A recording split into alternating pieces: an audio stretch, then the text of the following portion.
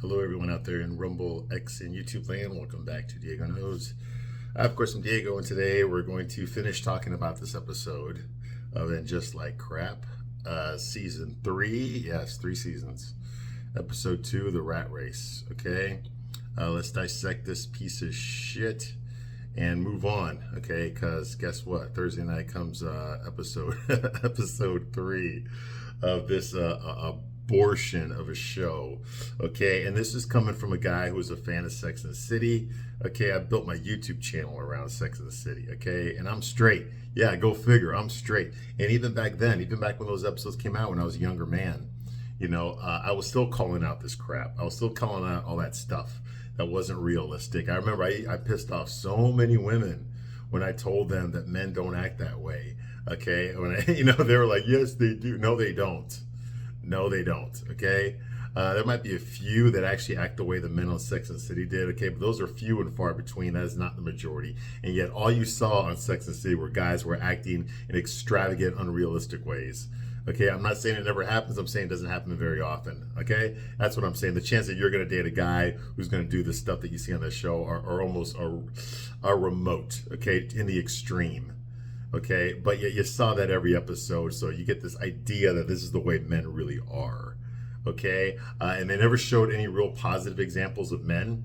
They never showed any men that actually had self-confidence, that were good looking, that also were successful, that also took charge of their own life. A guy with self-confidence, you can't emasculate him.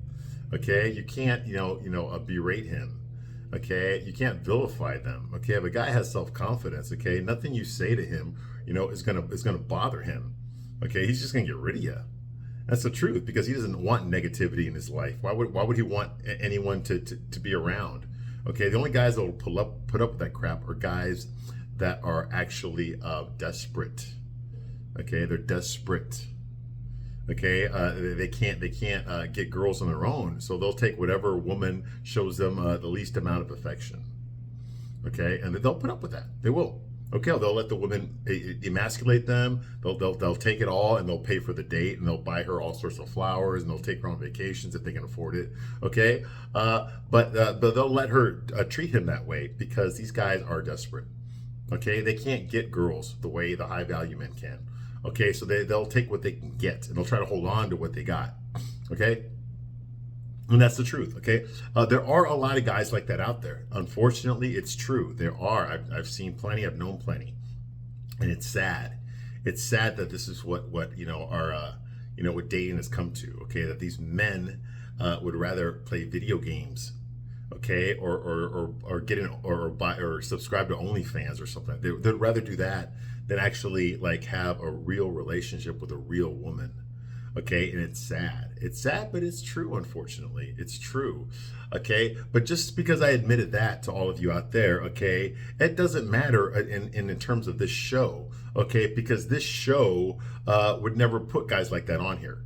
Okay, the people, the men on this show that display those characteristics of the low value man, okay, those are the characteristics that the high value men express in this show. Okay, and that's why the show is full of crap. Okay, you've got men that are doctors, okay, lawyers, business executives, okay, Wall Street tycoons, hotel executives. Okay, professionals. Okay, high-priced attorneys. Okay, people like this are the ones that are displaying low-value men behavior. Okay, and that's just not realistic. Okay, no guy makes it to the top of his industry. Okay, by being a pussy soy boy. Okay, you've got to have a grit. Okay, you've got to have resilience. Okay, you've got to have stamina. Okay, and you have to absolutely believe in yourself if you're ever going to even get close to making it. Okay, the people that built themselves up from nothing, okay, are people that had that. Okay, they took everything life threw at them and they still kept going. Okay, no matter what, they kept going. Their wife left them, their wife cheated on them, they kept going. Their children want nothing to do with them, told them to fuck off, they kept going. Okay, their business partners stole all their money, okay, and they had to start all over again, they kept going. Okay, their family wrote them off. Okay, they don't ever want to see them anymore. Doesn't matter. They kept going. They had to file for bankruptcy 3 times. Okay, guess what? They kept going. Okay, because they put up with everything in order to get to get to a level of success, because that was the goal, okay? And they never wavered from it.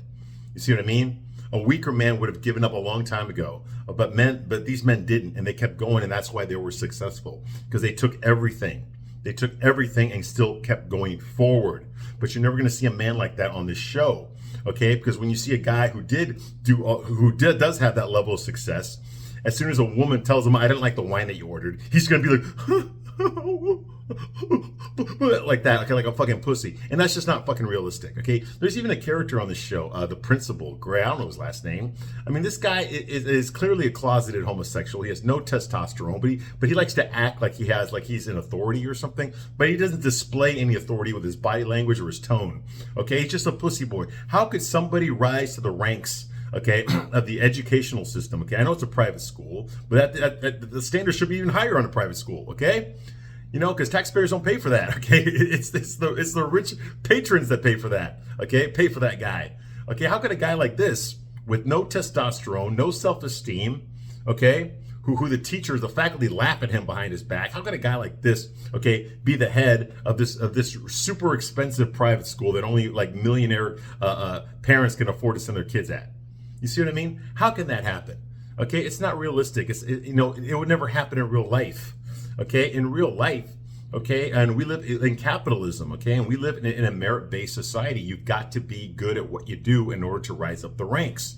You've got to prove your mettle, okay? You got to prove that you are responsible. You got to prove that you're good at your job, okay? And you get rewarded with more authority and more pay, and that's how it works, okay? In America, now lately it hasn't been, because everything's been DEI, which means didn't earn it. Okay, they've been putting people in these high-level positions, including this show, strictly based on the color of their skin, okay, who they want to have sex with, and you know, and what pronouns they use and stuff like that. And that's not merit-based at all. That's why you get crappy shows like this. That's why if you look at a lot of stuff that Hollywood is making, all the TV shows and the movies, okay, they're all crap. They're all the same thing. It's like they're written by AI. It's because they are. There's no creativity. There's no nuance. There's nothing new here. Nothing's avant-garde. Everything's the same recycled shit. It's like watching, how many different ways can you watch an episode of CSI? Okay? It's the same shit over and over again. And they expect you to just consume it because they made it for you. No, it's just content, okay? There's no passion in this thing. There's nothing, they're not trying to tell you anything important. They're not trying to challenge your belief system. This show already has a belief system, and they want you to go along with it. If anything, they want to point out how you're screwing up, how you're the one that's not using the correct pronouns. You're the one that's the problem, okay? So we're going to show you how to do it the right way. You see what I mean? That's what this show is. That's exactly what they know goddamn well, that the majority of their audience is mostly, okay, middle-aged women, college-educated white women is the majority. That's their bread and butter, okay, of their demographic, okay, and gay guys. They know that. They automatically know that, okay? So what do you do when you have that demographic? Well, you've got, these people need to be educated, okay, on the problems of racism, of LGBTQ representation, okay? All that kind of shit. You need to be lectured to because you don't pay enough attention to it. You see what I mean? Now, here's the problem, okay, what the show doesn't even seem to realize, okay, is that unfortunately most women today, white women today that are college educated, okay, they lean left already. They're already leftist. Okay, they voted for Harris. They voted for Biden. Okay? They voted for those people. Okay, they're already that way. Okay? You're not really going to win them over. Okay? They're leftists, but most of them are not extreme leftists. Okay? This show is extreme leftists. So the fact that they're left and they already vote for the correct candidates is not enough. They have to go even further left. Okay, you see what I mean? You need to have trans people teaching your kids in kindergarten. Okay, you need to have white people, okay, getting beat up and robbed by black people because that's what they deserve. That's called reparations. You see what I mean? So there's stuff like that. Like, that's what this show's promoting. Okay, it's promoting that. Okay, gay sex is better than straight sex. Okay, straight sex, they had their time, but now it's over. Okay, they had a good run, but now it's over. Okay, bullshit. Okay, it's all about the career. It's not about being a mom. It's not about raising a family and getting married and settling down. It's about being a boss bitch. That's the important thing, and we're gonna give you examples of that. Okay, you see what I mean? That's the message they're pushing here.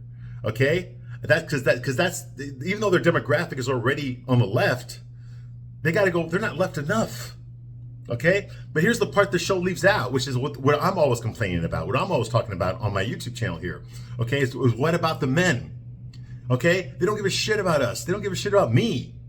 In fact, I think, according to someone that I know, okay, that works on this show, okay, I don't know if it's true or not. Okay, I think that they actually put this character in there to make fun of me.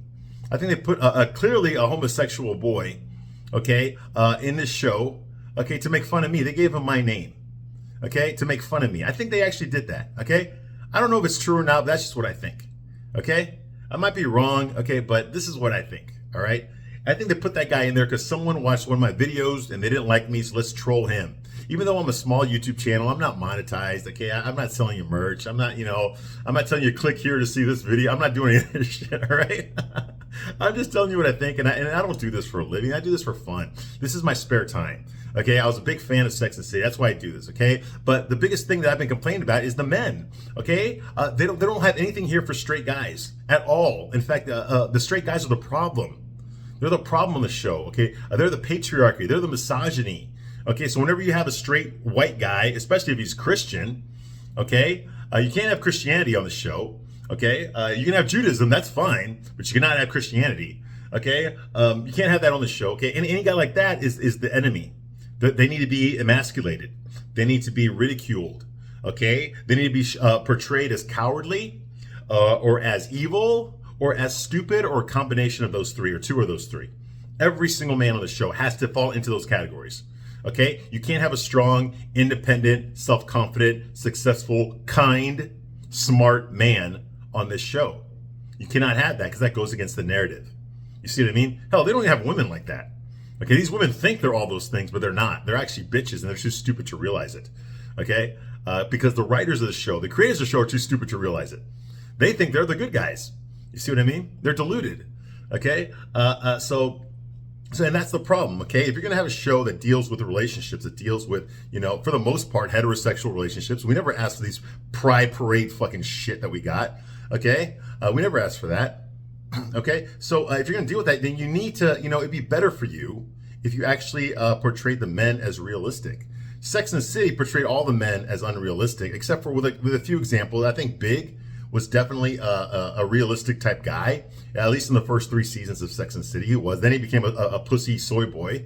Okay, once he got married and all, then he became a pussy soy boy. Okay, but the reason he worked so well in the first 3 seasons was because you didn't see him all the time. He was always there in the background. He would show up when Carrie least expected it. Okay, and then all of a sudden she'd realize that she still has feelings for this guy. Okay, he was kind of mysterious. Okay, he wasn't always in your face. Okay, he didn't speak that much. He only spoke when it was appropriate. Okay, and when he did speak, you paid attention to him. Okay, you listened to what he said.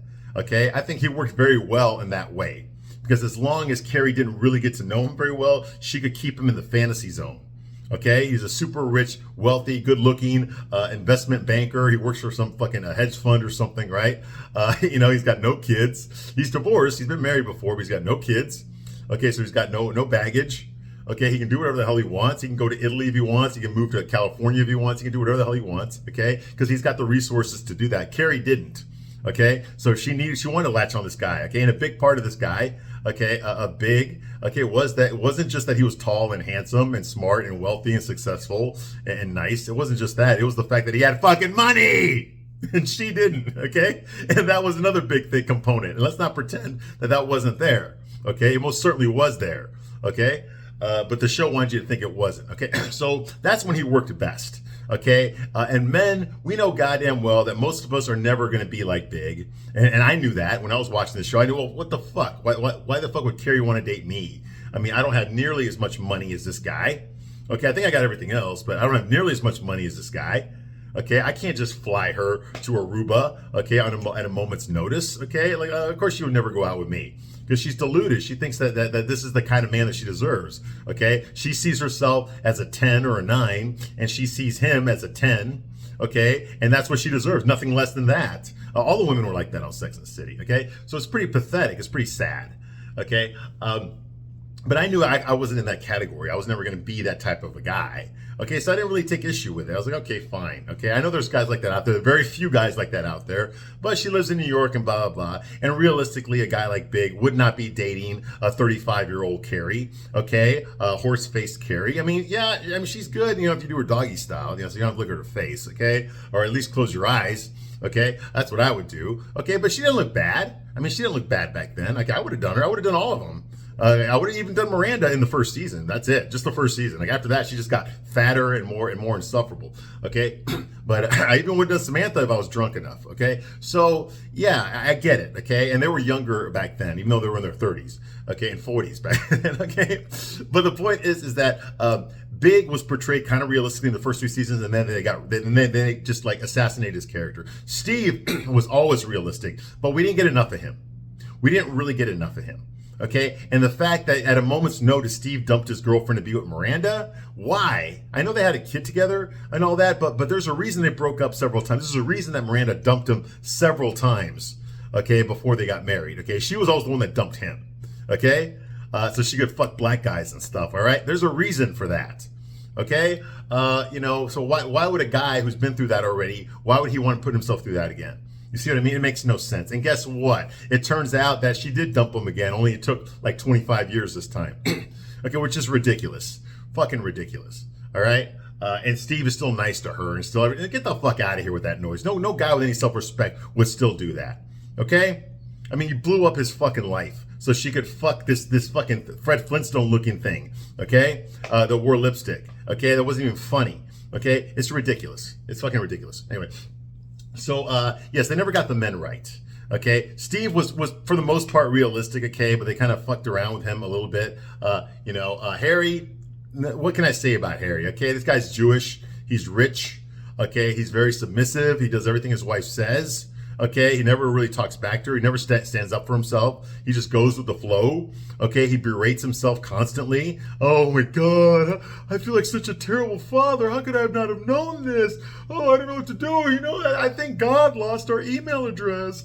Oh, like that, like a fucking pussy. What the fuck? He doesn't stand up for himself at all. He just lets his fucking ugly ass wife, Charlotte, who used to be pretty, just fucking emasculate him and bark orders to him and tell him what a shitty fucking father he is, what a shitty fucking husband he is, what a shitty fucking provider he is, despite the fact that he fucking pays for everything that she enjoys. It's just ridiculous. Okay, these are not real men. You know who was real on Sex and the City? Jack Berger. I know you're going to hate me for saying that. I know.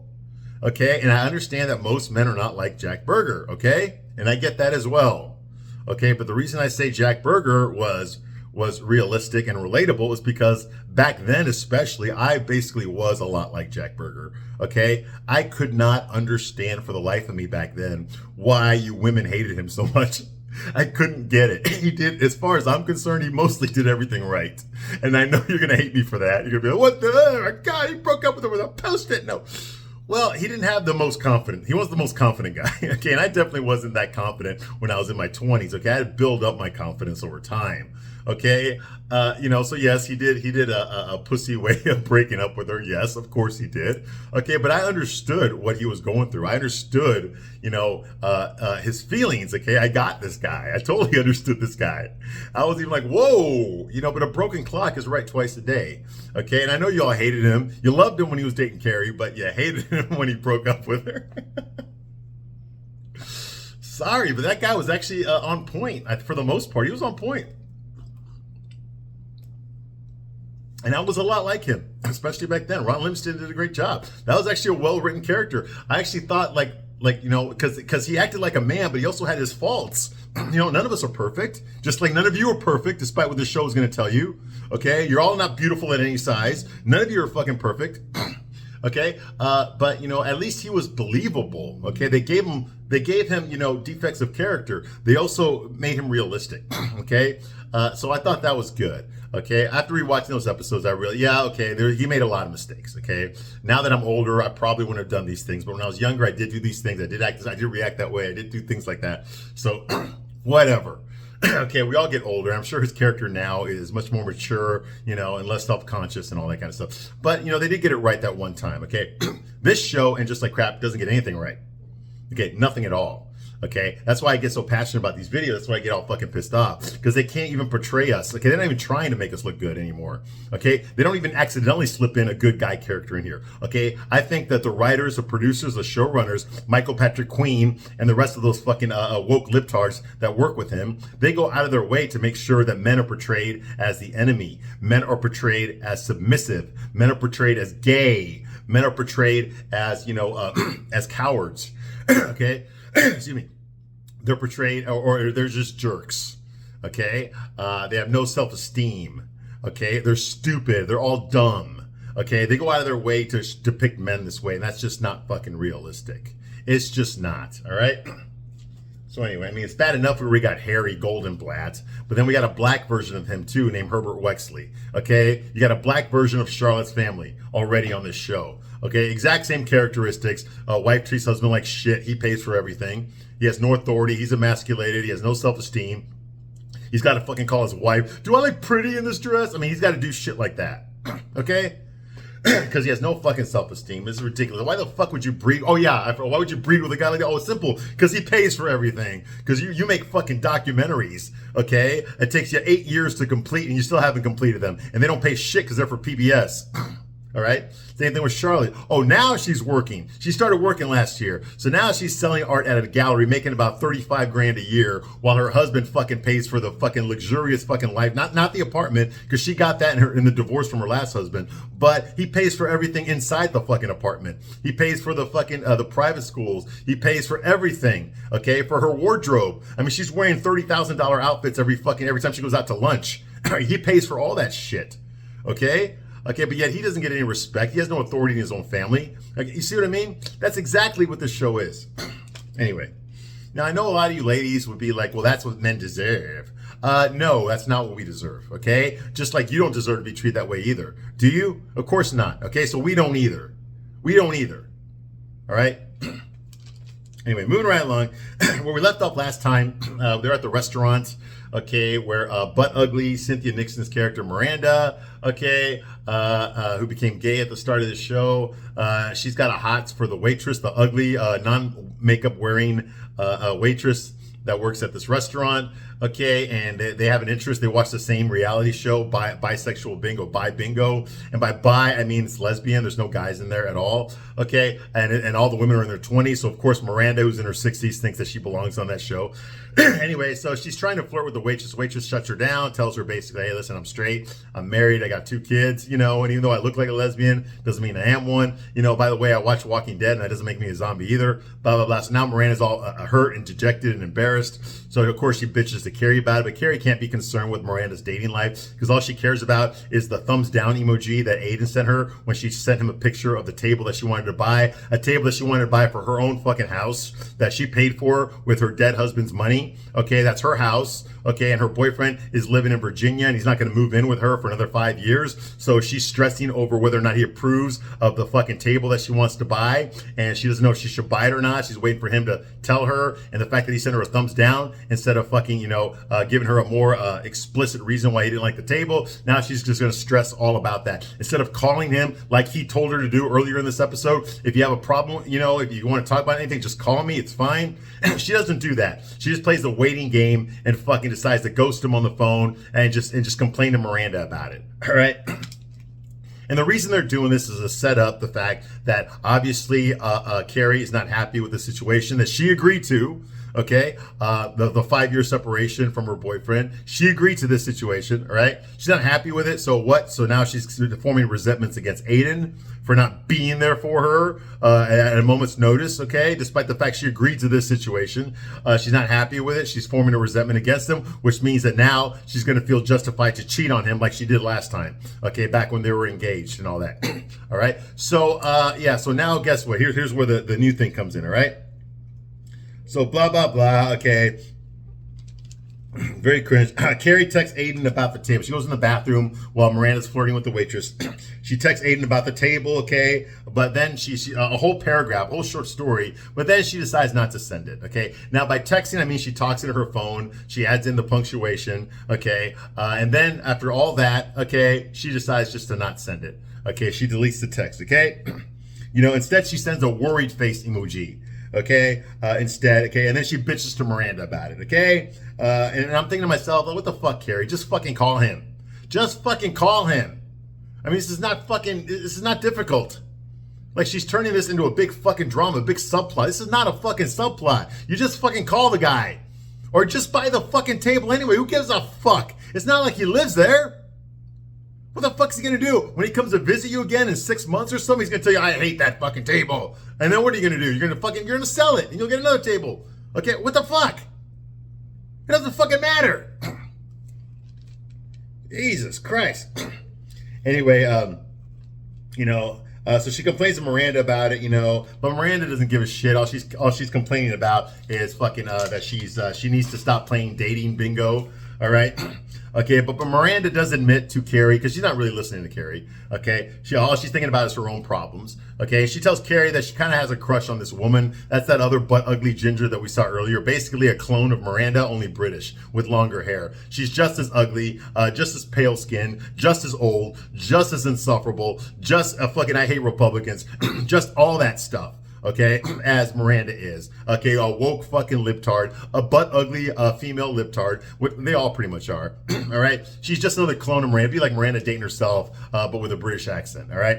Anyway, her name is Joy, and the reason Miranda has second thoughts about dating Joy, asking out Joy, is because if she gets rejected or if it doesn't work out, they're still going to know the same people. They're still going to be in the same industry. They're still going to go to the same restaurants, and that would be weird for her.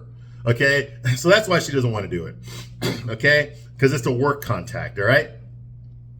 Okay, and Carrie, of course, not paying attention to Miranda. Instead, she just walks away from Miranda, and she says, "Woman dancing in red dress emoji, woo," whatever the fuck that means, and she starts doing this little fucking dance. Woman dancing in red dress emoji, woo. Like that, okay? Like, it's bad enough she fucking dresses like fucking Pogo the Clown, but now she's got to do a stupid ass dance as well. Anyway, her character makes no sense this season so far. All right, all her decisions are fucking stupid. No one would ever agree to this. Okay, no man would ever ask a woman to wait for him for 5. This is ridiculous. This is dumb. Anyway. So the next scene, okay, at home, okay, back at her house, okay, her multi-million-dollar house that she just bought last season, with the money she got after killing her husband Big. Yes, the man I mentioned earlier in this video. Yeah, she killed him. Anyway, at home, the landscape architect Adam arrives. We finally meet him, and obviously, this is going to be a potential love interest for Carrie. He's a good-looking guy, probably in his early 30s. He's got the beard. He dresses like he went to a fucking Nirvana concert. He's got the knapsack, okay? He's got the t-shirt that says dead weight, okay? Does not look professional at all. The baggy jeans, okay? The coiffed hair, the beard going on here. He looks like a fucking hipster, like the kind of guy you see at a fucking Nirvana concert or something back in the 90s, all right? And he's much younger than her. He's a good 30 years younger than Carrie. Okay. Of course, Carrie can't just date a guy her own age. No, she can't. Not really. Okay. She can only fuck like super good looking younger guys. Because everybody knows that super good looking younger guys are always attracted to 60-year-old horse-faced women. Okay. We all know that's true. Okay. And the writers know it's true. That's why it's here. Okay. Because it's realistic. Anyway, so at home, the landscape architect, his name's Adam, by the way. He stopped her cat from escaping. Okay. He's a young hipster guy with, like I said, the dead weight t-shirt on. Okay. He looks more like a fucking college teacher's assistant than he does a fucking landscaper. To be honest with you, he really doesn't look like a landscaper. Okay. He looks like the guy that's fucking, that when you go to class, he's the one that explains to you everything the professor said in the lecture that you didn't go to. Yeah, that's what he looks like. All right. Anyway, and of course, within a couple of minutes of meeting her, he says, "What the fuck happened here?" Okay, because this is the way he talks to his prospective clients. This is the way he talks to people that he wants to hire him. Okay, he says, "What the fuck happened here?" Okay, a very judgmental remark. He used profanity. Okay, and he's trying to get this woman to hire him. And he says, "What the fuck happened here?" Nobody talks like that to their clients. I don't talk that way to nobody talks that way to their clients. Okay, nobody. Okay, whether you fucking work at Taco Bell or whether you're a fucking producer for fucking Disney, nobody talks to their clients that way. Nobody. Okay, this is bullshit. They're just trying to make him edgy. Okay, so that happens. Okay. He apparently this guy Adam, he designed a garden for Liv Tyler, so he knows Liv Tyler. Okay, and Carrie really liked it. Okay, so she asked him about the T-shirt. He says like, "Well, if I get to know you better, I'll tell you about the T-shirt." Like, what the fuck? What, is there some secret there? Okay.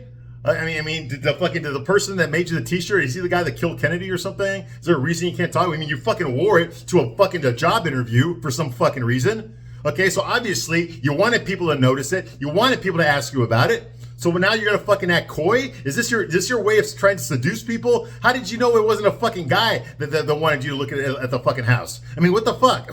Do you act this way with your fucking male clients too? I mean, this is bullshit. Anyway, so so he's there. Okay. He says he was in a band. He finally admits to her. He tells her, I was in a band in high school. You know, of course he was. Okay. But the T-shirts were more successful than the band was. Okay. So he opened up a T-shirt store. Okay. Next to a Baskin Robbins. Okay. In high school. Okay. So basically his music career went to shit. He doesn't explain how he ended up being a gardener, basically. Okay. But he opened up his own T-shirt business. Okay, based on the fucking T-shirt that he's wearing. I guess it still fits him, right? Like it did when he was in high school, which would have been like 12 years ago or something, right? So yeah, so we're just supposed to expect that as a high schooler, as a junior and senior in high school, he owned his own T-shirt store next to a fucking Baskin Robbins. That means he paid the commercial taxes on there. Okay, he hired people to furnish it. Okay, he had employees working for him. Okay, he had contracts with distributors. Okay, and manufacturers. Okay, he had licensing contracts with people. I mean, get the fuck out of here! Are you gonna fucking kidding me? You think a 16-year-old can do this? Jesus Christ. Okay, anyway, so Adam says, like, anyway, he changes the subject and he says, what is your ultimate vision for this space? Okay, and he's not talking about her fucking non-existent fucking 4x4 garden area. Okay, he's not talking about that. Okay, when he says, what is your ultimate vision for this space? He's talking about this fucking TV show. That's what he's talking about. What is the ultimate vision for this fucking series? Because it doesn't have one. There is no overlying plot here. There is no fucking goal, okay? There is not. Even Sex and the City had a goal. It had an overlying plot. It was Carrie trying to find Mr. Right. Or Mr. Big in her case. Carrie was trying to find the right guy to find, eventually, since she'd been single for a long time, she finally wanted to settle down. She wanted to find a guy that could sweep her off her feet, that she could marry, you know, and spend the rest of her life with. That was the overlying goal. And it wasn't just for her, it was for all the other women on the show too, except for Samantha, okay?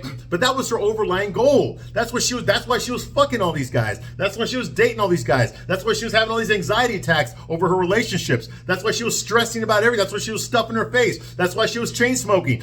That's why she fucking was spending all her money on shoes and not on her rent. That's the reason she was doing all this stuff, because she was trying to find the right guy. And when she finally finds the right guy, that's when the show ended. So she went from point A and she ended up at point B. That is called a character arc. Okay, the show is going somewhere. Eventually it's going to get there, depending on how long the show lasts. That is how you do television. Okay, and Sex and the City, at least they had that. At least they had an overlying story arc here for all the characters, not just for Carrie. Okay, that's one of the reasons the show is good.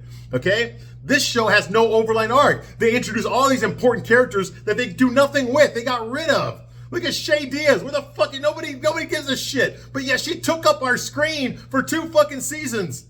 Okay? Look at Naya. Okay? What was her fucking purpose? You already had a black girl on the show. Her purpose was just there to educate you on BLM. Okay? On Black History Month. That was her only purpose. You already had a character for that. Okay? So who gives a shit about her fucking dating life? Or that she can't have you? Nobody gives a shit. Okay? Black women were never the demographic for this show to begin with. They're trying to include women into a show that those type of women don't want to watch. I mean, do lesbians really want to watch Sex and the City? No, gay guys wanted to watch Sex and the City. And you know why? Because they had a lot of good-looking men on there. Okay? Because what is Samantha? Samantha was basically a gay man in a woman's body. It's all about what the guy looks like. Always fucking horny. Always making the first move. Okay? That's how gay guys are. So of course they like this show. There's nothing in there for lesbians. Okay? And what the fuck? You just put a bunch of ugly women on there and that's supposed to attract lesbians to your show? The show was never about lesbians. God damn. Anyway, so that's going on here. Yeah, what is the vision for this fucking TV show? That's what he asked her. Okay? And she says she has absolutely no idea, no shit. You know why she said that? Because that was written. Why was it written? Because the showrunners have no fucking idea where the show is going. They're just producing content for HBO Max. Okay, that's all. It says Sex and the City on there, so yeah, just makes more episodes of this shit. Basically, that's what's going on here. All right, David Zaslav, who's in charge of Warner Brothers and Discovery, he doesn't give a shit. Anyway, so he doesn't watch the show. Okay, so she has no idea. Okay, she says she loves everything the way it was before. Okay, before the rats surprised her in the last episode, all that shrubbery though, she liked it all that way before, but she had to get rid of it because the rats were nesting there. Okay, so they killed off all the rats, but now she wants to replace it with some sort of plants and bushes and shrubs and stuff like that and flowers. Okay, but she doesn't know exactly what she wants. She wants him to fucking think of it. Okay, she doesn't know what comes next. That's what she says. She doesn't know what comes next. Okay. And like I said, she's not talking about the shrubbery. She's not talking about her little garden here. She's talking about the fucking show. Okay? Okay. Now, Adam, of course, being a gardener, what does a gardener do? He plants seeds, doesn't he? He plants seeds. Get it? He's a gardener. Adam. Get it? Adam, Eve, plant seeds. Get it? Dead weight. Get it? All right. Anyway, Adam says it's exciting not knowing. You know what? You're a poet now, too? You're a philosopher? Like, what the fuck is this shit? I thought you were a fucking gardener who made good t-shirts. What the fuck is this shit? It's exciting not knowing. That way, you don't have to worry about wasting millions of dollars on useless storylines. Oh, and what's meant to be has the space to show up. That's what he says, verbatim.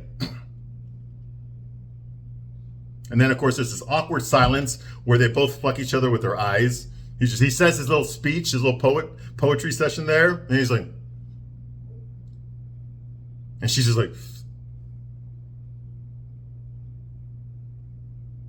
like that. And then yeah, that goes on for like 5 minutes. Okay, and then he says, "Your pussy's exposed." No, okay, he doesn't say that. He says, he says your cat. He says your cat is outside. Okay, get it? Because the cat snuck down the stairwell. This cat's always trying to escape the fucking apartment. I wonder why. I wonder why the cat's always trying to escape the goddamn building, huh? I wonder why. Why is her pussy always trying to get out of her house? Okay, you get the metaphor here? Because if you didn't get it, it fits you right in the fucking face. All right? He says, your cat got outside, okay? What he's saying is that your pussy is exposed, okay? In other words, you basically metaphorically opened your legs to this guy already, based on what he said, okay? And we're supposed to act like we don't realize this, okay? Get the fuck out of here, all right? Okay, that's going on here. And then we get the voiceover. This is the episode where Carrie started narrating the episodes again like she did on Sex and the City, because she hasn't done that on the show at all. But now she is, okay? She voiceover, she's quoting from the novel she's working on. She's working on a turn-of-the-century novel that takes place in the 1840s about some woman that lives in her building. Where the fuck? Anyway, so she's reading off of that, okay? And then while she goes upstairs with her cat, okay, she closes the door. She takes a quick peek out the window to look at Adam, who's down there waiting for her. Okay, so obviously we know where this is going. Okay, they put Adam there because eventually she's gonna fuck him. Okay, she's gonna cheat on Aiden to be with Adam. Okay, because Aiden doesn't show up enough. Okay, he doesn't care. He sends back fucking thumbs down emojis. Okay, so she's gonna cheat on him. Okay, because she doesn't really like the situation that she agreed to. Okay, the fact that he can't put his son in an institution. The only reason he's living in Virginia is because he's afraid his son's gonna kill himself if he moves. Okay, so he can't put his son in an institution where doctors can watch him, 24/7 and help him with his psychological problems. No, he ain't gonna do that. Instead, he's gonna fucking stay there and put the relationship on hold for 5 years and expect Carrie to wait for him.